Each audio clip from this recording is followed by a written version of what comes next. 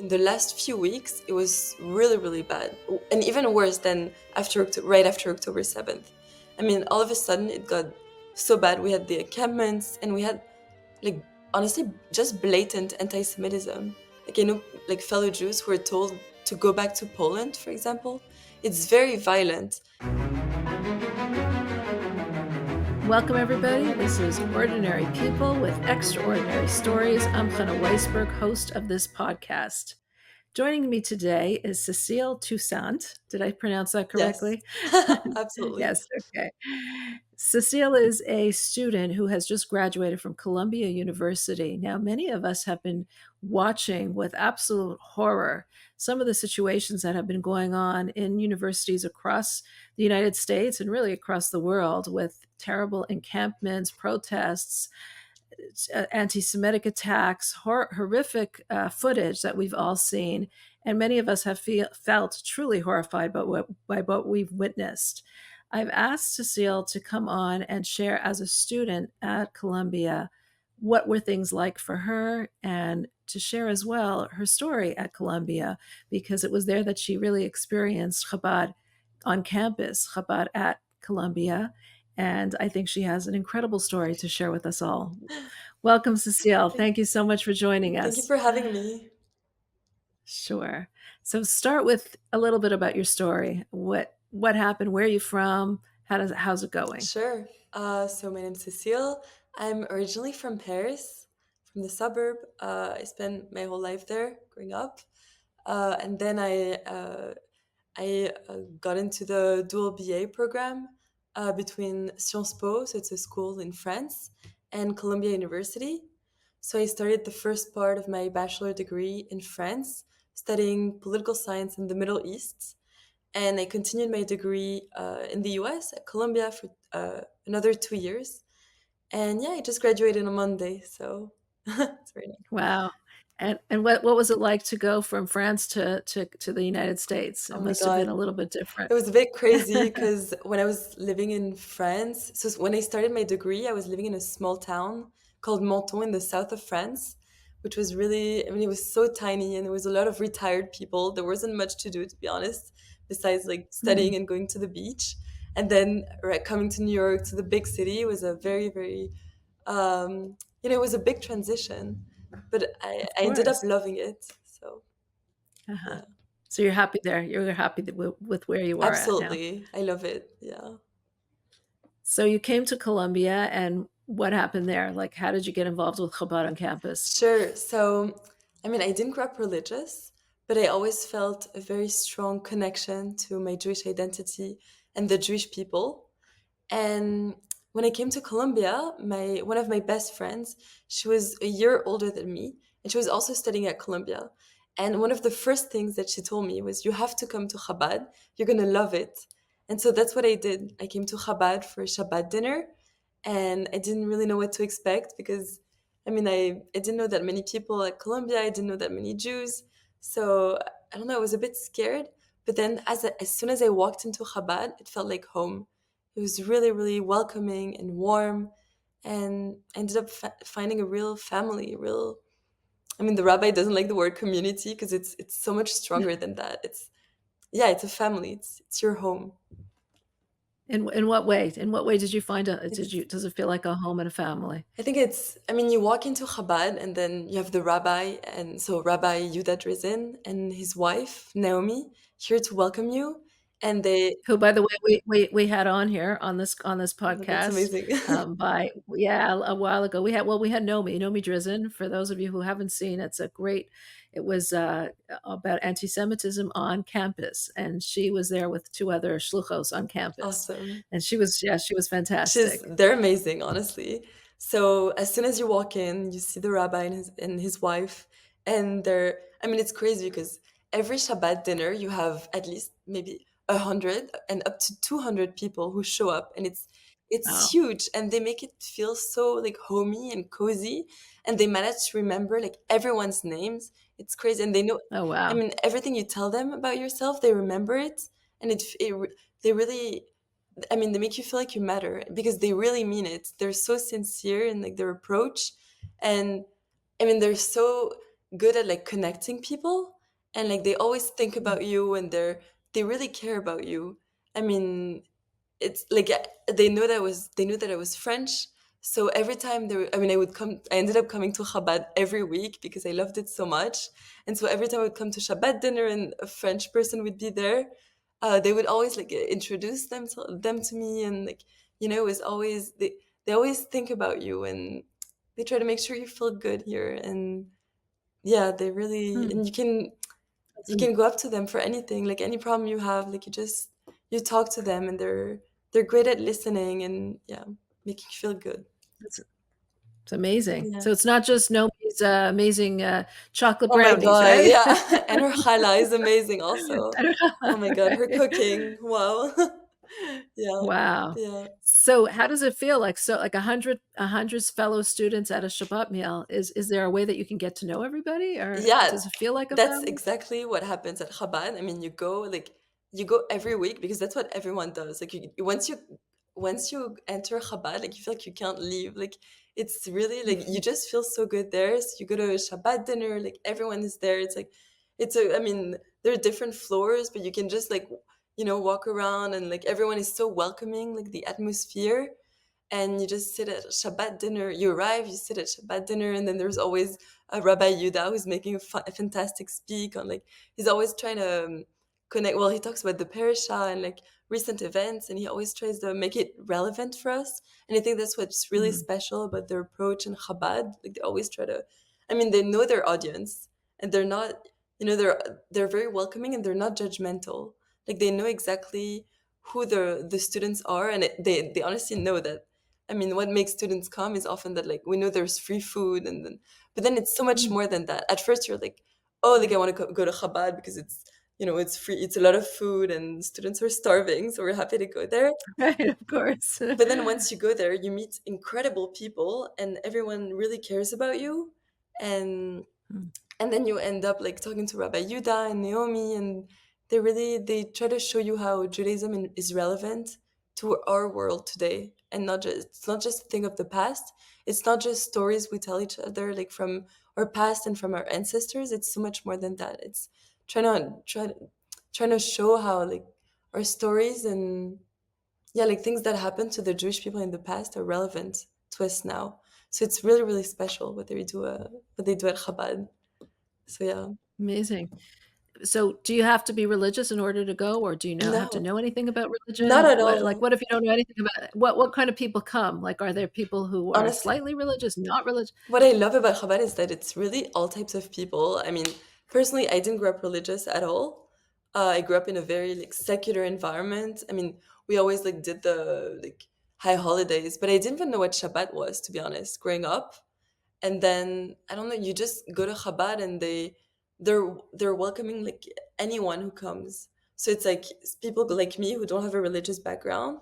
It's also people who are religious, but and there are also a lot of international students. So French students, Mm, also a lot of Israelis, some Americans. But I love that there's no separation. I mean, there's no such thing as like, and that's the same way in France. Like, we don't really have like Orthodox or Reform or conservative. Like, we don't have these types of separations, which is more like, in my opinion, it's more of a thing of I don't know. I think it's more of an American thing, but that divides us rather right. than unites Unites us. us, sure. So there's no such thing. It's really, I mean, it's really not judgmental, and I think that's what people like about Chabad is that you come, and Mhm, they. I mean, as long as you're Jewish and they don't. Yeah, they really don't judge you. Like it's really like Ahavat Israel. They love you for who you are, and I think it's interesting because I was talking to Rabbi Yuda about it. The fact that I think it's a mitzvah to, love your fellow Jew, but at the same time, you have to mhm, bring them closer to the Torah. And I think we mhm, were having a conversation about it, a debate. Is it contradictory? The fact that mhm, we have to love our fellow Jew and not judge them and not lashon hara, but at the same time, you have to show them, like, try to at least show them what they could do. And I think that's what's really powerful. You're not obliged to do anything at Chabad. You don't have to, if you don't feel comfortable doing anything, like, you don't have to keep Shabbat, like, you don't have to do anything that you don't feel comfortable with, but they just show it to you. And I think that's what's really mhm, powerful. The fact that there's no judgment. It's just like, oh, like if you want to, you can do it. And people end up doing it because we feel like Mhm. we, they show like how meaningful it is to do a mitzvah. Like it's not just it's not, I mean, you can see it as a constraint, but the way they explain it to you, it's much more than that. It's a way to connect to the infinite, to connect to your, to even your, I think that's what your Jewish soul really wants. Like it feels good to do a mitzvah. You should be excited to do it. I think that's what they really, that's what they teach you. It's exciting to do a mitzvah. And it's exciting to be with your fellow Jews and doing more Jewish things. I think that's the most beautiful part. That's beautiful. That's really beautiful. Tell us a little. I mean, before we're going to go more into what you've seen at Chabad Mhm. and your own personal journey. But first, tell us a little about. I mean, I would think that now with what's going on campus, is there more people going to Chabad or is there less people? No, Like, what's it like on campus? What's it like for a Jew on oh my God. campus? It's really hard to be honest. Like it's really when you go to campus, I mean now it's the end of the year, so it's a bit better. But in the last few weeks, it was really, really bad. And even worse than right after October 7th. I mean, all of a sudden it got so bad. We had the encampments and we had like honestly just blatant anti-Semitism. Like like fellow Mm. Jews who were told to go back to Poland, for example. It's very violent. Wow. It's like now they don't, I mean, I think people don't even bother to pretend that they're anti-Zionist or against Israel. Now it's really like they're openly anti-Semitic. And even myself, like I Mm. got insulted. Like as soon as you're visibly Jewish or like you're part of a Jewish community, you're a target. And it's not just Israelis or it's not just Zionist as they pretend. Mhm. It's really, really hard and you're constantly gaslighted. And I think that's a really, for me, that's exactly like the situation. Like we're just gaslighted every day. Like What do you mean by that? it's Like, like, how are you gaslighted? I mean, people they make you feel like your experience is invalid because they use Mm. certain. I think it's a minority of Jews who perhaps are very. I mean, they're against the existence of the state of Israel because I mean they have their own reasons, but I think it doesn't represent the Jewish people at all. And so they use this minority of Jewish people, like the good Jews, Mm. to say, oh no, like what Mm. you're feeling is not anti Semitic. It's not anti Semitic to call for the Mm. destruction of the state of Israel. It's not anti Semitic to call for intifada from the river to the sea. Because look, there are some Jewish people who are in favor of that. So it can be anti Right. Semitic. And so every day when you go to campus, you always feel like, your experience is denied. But then once you go to Chabad, you find this amazing community of people who feel the same way as you. They also feel Mhm. gaslighted. They also feel they feel really I mean it's more than uncomfortable. We feel in danger. Maybe not in physical danger, although I have some friends who were physically assaulted or like they were spat on. But Oh, it's wow. less of a physical danger, but I don't know, you're just you have to constantly justify your identity and why Mhm.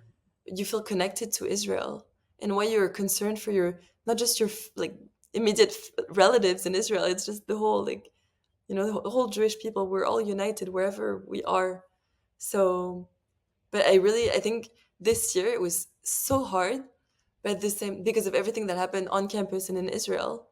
But at the same time, Mhm. just being at Chabad and knowing that we have Rabbi Yuda and Naomi and all the other Jews on campus, it was incredibly comforting and it was essential. And that's what made honestly, my 2 years at Columbia really, really special. That was honestly the highlight of my 2 years. And Mhm. that's what helped me go through all of that. So that's really, really special Mhm. what they do there. I guess when you're feeling so alone and so gaslighted and so like your whole existence is endangered, you need all the more so the connection, right? Exactly. And the place that you can feel at And home. like during my first year, most of my friends were, I mean, of course, I had my Jewish friends at Chabad, but most of my friends were like French, non-Jewish friends, like from France. And because I don't know, like sometimes it's more, I don't know, they're just my friends from the program. But then when October 7th happened, I lost all my friends. And it was so hard Mm. because, I mean, they all turned against me and they were like, oh, you support Israel? Then we can't be friends anymore. And after October Really? 7th, Wow. and that's the crazy part because now that I feel like the situation got a bit more complicated, but right after October 7th, that's when we saw like who our real friends were because they all Mhm. went to protest Mhm. with like Students for Justice in Palestine, and that was even before Israel retaliated and before this whole war started. So that was really, really hard for me. But I didn't feel alone because I had this. I mean, yes, maybe I had lost a few friends, and that was really, really hard. But then I found this amazing community of people, and we're all there to support you. And it's Mhm. crazy. Like, you really feel the power of the Jewish people, and that's how you realize that that's how we survived all these years, like for 2,000 years in exile, like not having our home in Israel. I think it's because we had each other. And Mm. it's crazy because growing up, I thought, I mean, of course, there was anti Semitism in France, but I thought it was, the big anti Semitism was over, but it's not. It's really not. But the only Right. way we're going to survive this is if we're united and if we're all together. And I think that's what Chabad does. It really unites Jews. So, Mm. yeah. That's beautiful. That's really beautiful. You said it so well. Amazing, Cecile. I think a lot of us saw on Pesach, on the holiday of Pesach, which was just a bunch of weeks ago, as there was the encampments and all these threats against the Jews. Chabad went with this bus Oh my singing gosh. the songs to the Yes, campus. yes. I Tell, think, tell us tell us a little oh my about that. God, I think honestly, I think that was my favorite event. I mean, of course, there's so many Yeah. events that I loved at Chabad, but this one was insane. I mean, so there was the encampment, and I couldn't go. It was right during finals, so like finals weeks. I mean, there was the encampments, and I didn't want to go to the library because, I mean, to go to the library, you had to go through the encampments and see everyone yell like "Free Palestine" and call for the genocide of your people. So of course, you don't want to go there. So I was stuck at home, completely depressed, and I was like looking at the mountain of work that I had to do. And then I hear this Israeli Jewish music blasting out my window. And I was like, oh wow, like what is happening? And so I take a look and I see this huge like party bus with like Chabad on it and everyone dancing. And then they see me and they're like, Cecile, come, yalla, like come with us. And then I went downstairs and I joined them, and it was incredible. It was such a powerful moment, and I think it was so special. I mean, we took basically we drove around Colombia in this bus, and it was crazy because it was in the middle of all these protests that you could see on TV. I mean, and there was this. I remember there was this group of protesters who had like anti-Israel signs, and they. It's funny because it was written "Anti-Zionism isn't anti-Semitism," but then they were following us with as we were like on the truck. They were like trying to block us, so it was really crazy, But it's like it didn't even matter at that point when I was on that bus with all the other Jews. Like, we're all dancing to Israeli and Jewish songs, and it was also during Pesach, and it was so beautiful because although we had all this outside noise and outside protest and people who were like calling for death and like calling for the annihilation of the Jewish state, we were in this together, partying in the bus and just spreading Jewish joy and Jewish light, and it was just so beautiful. And I think that's the this moment, it really taught me about Jewish resilience. And I think that's how we made it. Like, again, that's how we made it through all these years. Like, we're just it's fine. Like, it's just outside noise, but as long as we're united in this and just dancing and being joyful and doing Jewish things, like, it's all for the best, honestly. Like, we're yeah.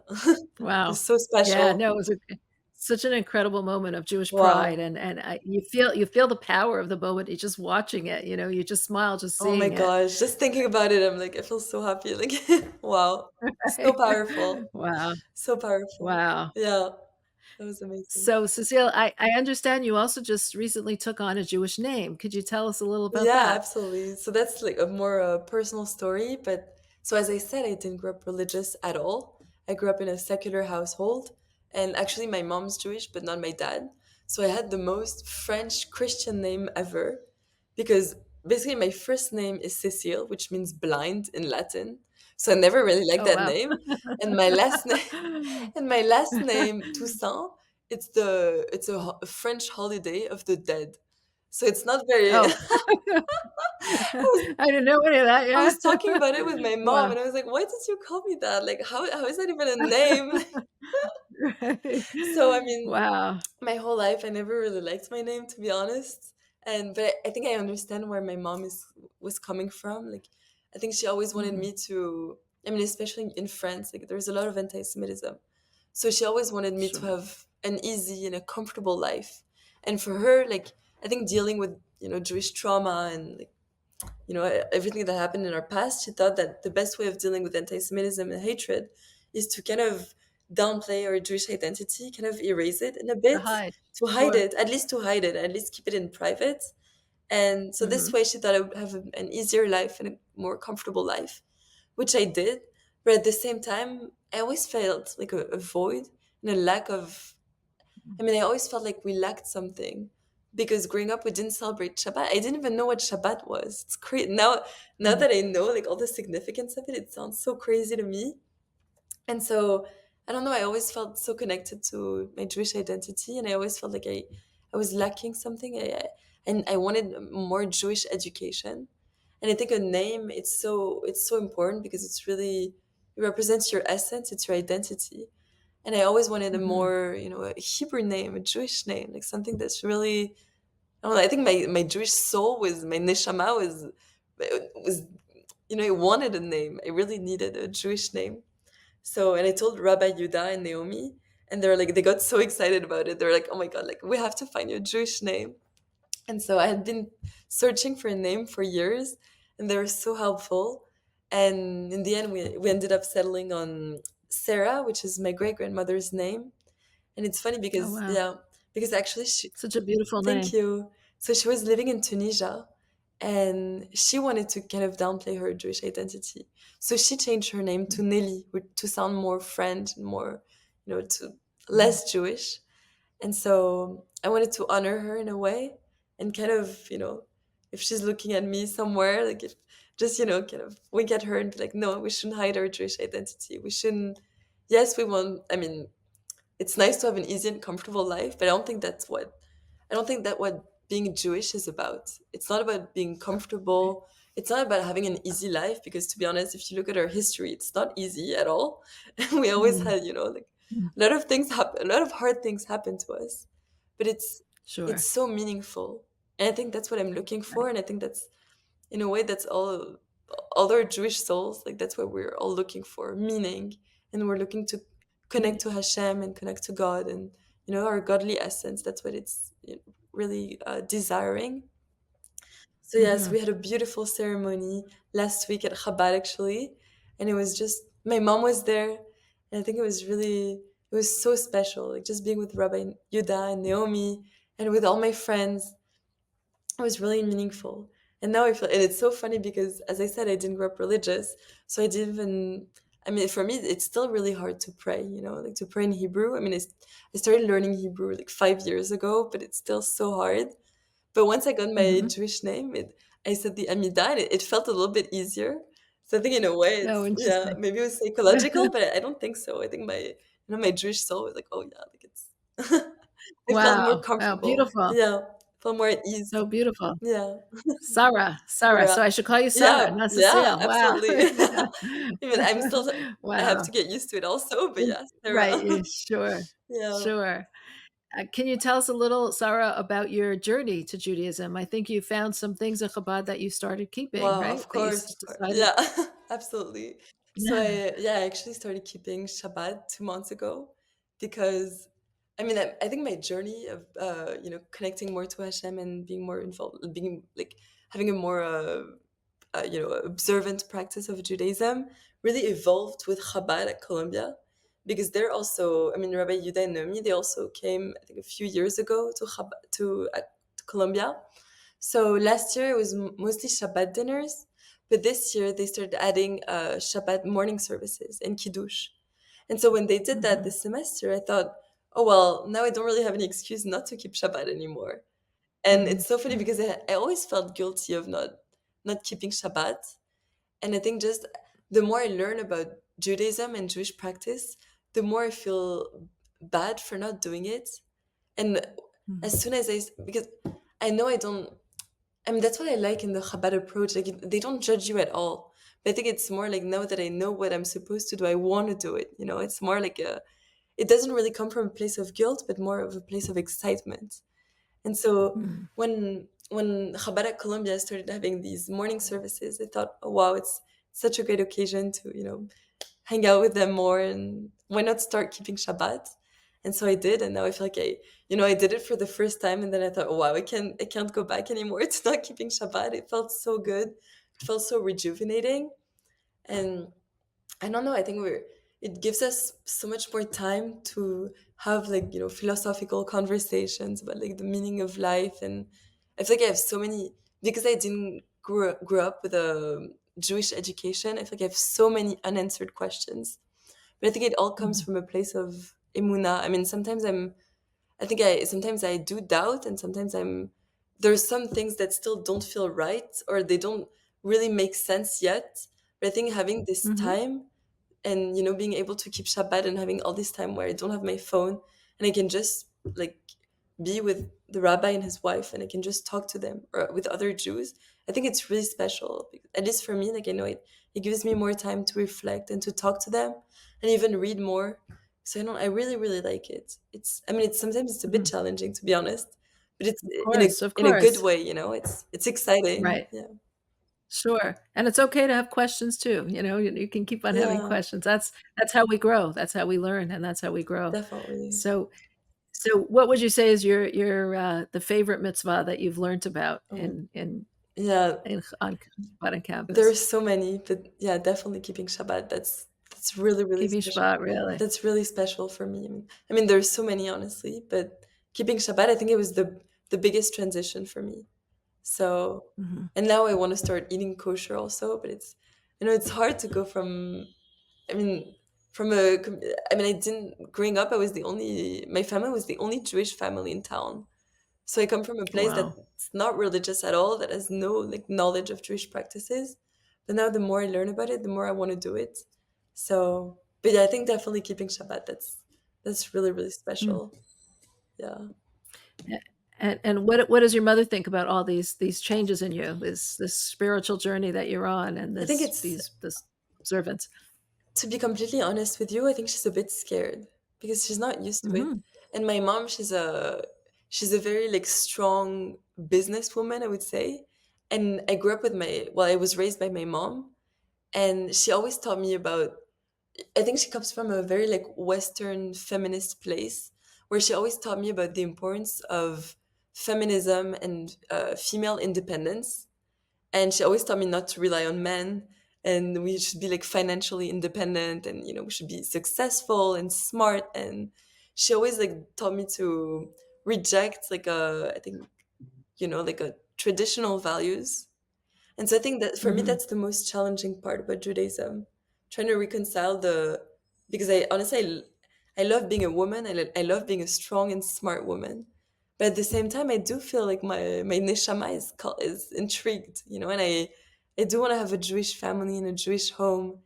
And I think even Jewish women, like there's something special about us.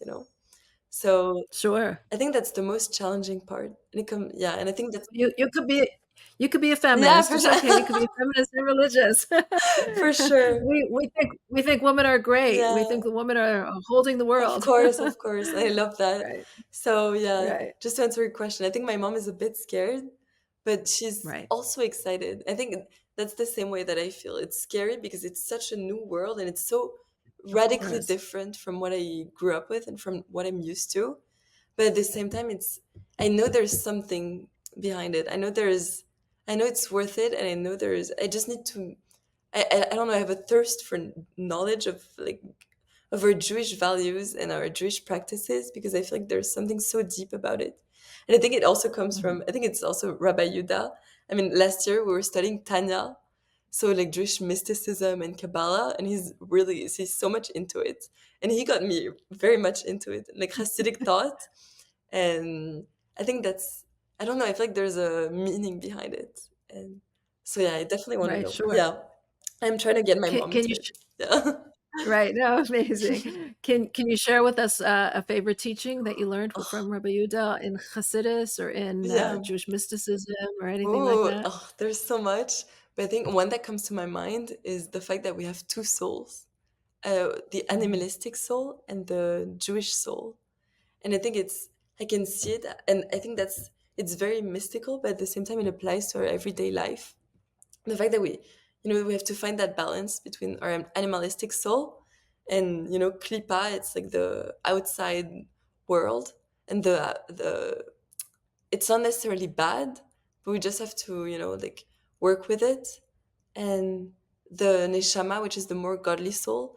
And I think that's, I don't know, it just feels so relevant. Like, it feels like exactly what I'm going through right now, like the internal fight between the animalistic soul and the more human, and then the Jewish soul, which wants to do godly things and wants to do mitzvot and wants to do more Jewish things. So I think I really love that teaching because it's so relevant to everyone, I think. So, So for all of us, everyone, at every time throughout our day, yeah, we're constantly battling, right? yeah, Just finally you understand what's going on and the internal exactly. psyche, the spiritual psyche of the human And being, another right? one that I really love, if I can share it, it's and that's Sure. why I love, Chabad, because they make it so relevant. Last semester, I was taking a philosophy class because even when I was in high school, I was so into philosophy, and I was taking a philosophy class about existentialism. And it's a very, Mhm. it's about all these, like, mostly French authors who reject religion and they reject belief in God. And they're basically, essentially, they say that there's no essence. It's all constructed, and it's always up to the human to define yourself. And I think it's Mhm. very antagonistic. I thought it was very antagonistic with Judaism, because basically I don't know, it's hard to explain, but it's kind of a existentialism. It kind of represents a disgust for the physical material world. And so I talked Mhm. to Rabbi Yuda about it. And I was like, how do you, I mean, is it against Judaism? Because I like this philosophy, but at the same time, like, is it completely antagonistic? And then Rabbi Yuda said, no, no, it's exactly the point. Like, yes, we're in a physical kind of, our world, it's so physical, it's so raw. It's like everything is just like, like, but at the same time, that's precisely the Jewish mission. Like, we live in a physical world, but the Torah, it was given to humans, to the Jewish people, and not to angels, even though apparently angels wanted the Torah, because that's our mission. We're supposed to bring godly divine presence into the physical raw material world.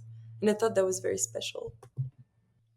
Sarah Cecile Toussaint, your journey has been so remarkable. It's just so incredible to hear you speak with such Jewish pride and such integrity and such with so much.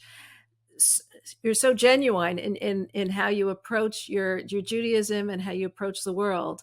I just want to thank you, first of all, for joining us today, for giving us a little glimpse of what it's like in the university on campus, and for showing us a little bit what it's like to join Chabad on campus and to hear your experiences of your spiritual journey. I want to first thank you and say that I just hope that you continue on in your growing and your pride in your Judaism, and wish you tremendous, tremendous success in all aspects of your future. We're really looking forward to seeing you in the future. This is a real Jewish leader that we're going to be proud of. So thank you so much for joining us. And we really, really appreciate it. Thank you so much for having me. I really enjoyed talking with you. Yeah, it was a pleasure. Thank you. Thank you so much.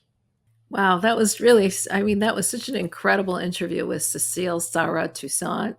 So often we think, what's going to be with the future? We look out at some of the youngsters in today's generation, these people who are protesting and these people who are just, and we wonder, what is going to be the future? What are the future leaders of the next generation? And it's people like Sarah, Cecile, who give us a glimmer of hope of what the future can be. Her pride in her Judaism, her pride in and genuine interest and curiosity to understand more and to be more really was an example for us all, really exemplary. It was also beautiful to hear firsthand from a student what Chabad of campus does for them, what it's like to be a student on campus alone in a new country and to feel that feeling of home. Those are the things that really stood out for me from this interview. We wish Sarah Cecile tremendous success in the future, and I'm sure we'll be hearing so much more from her. If you enjoy watching these interviews, please make sure you are subscribed at Chabad.org/extraordinary. Make sure you're subscribed. That way you will get them weekly in your inbox. If you're watching on a podcast on one of the podcast platforms like Apple or Spotify, where you can also find us. So if you're going for a walk and you want to listen to a wonderful podcast, just look on Spotify or Apple at Ordinary People, Extraordinary Stories. You will find us there. Please, again, subscribe, like us there. It really helps us to know who's watching. And as always, if you can leave a comment, we love to hear from you. It's just makes us it makes my day when I see comments coming from people from the audience who have enjoyed what we're putting so much effort into. So drop us a line, tell us what you liked, tell us something that you'd like to see. We really love to hear it. And of course, I read each and every one of them. Thank you again for watching Ordinary People, Extraordinary Stories.